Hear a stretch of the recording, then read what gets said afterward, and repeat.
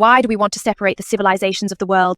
As we examine the ruins and artifacts, there are so many traces of interaction among the civilizations of Egypt, Mesopotamia, and the Indus.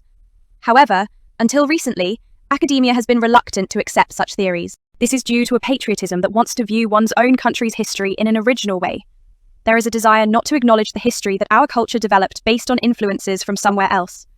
This perspective has created a tendency to view world civilizations as disconnected.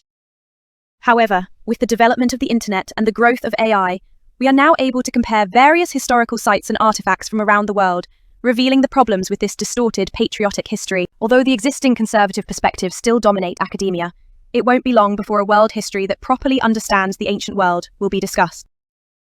In a way, isn't it true that as humanity engaged in more diverse exchanges during the prehistoric era without borders, the emergence of nations in historical times has led to the infringement of the freedom of exchange, causing present-day people to fall into the error of viewing exchanges as a product of modern times?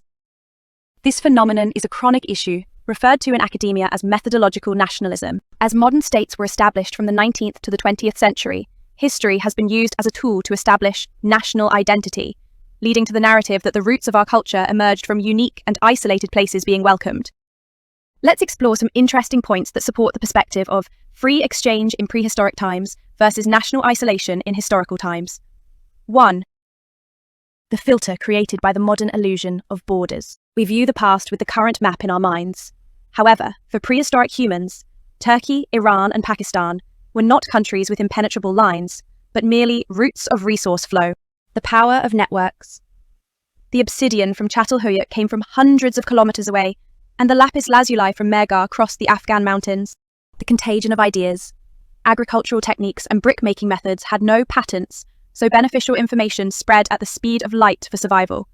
Before the emergence of the massive filter called the nation-state, humanity likely enjoyed a more flexible, open-source culture.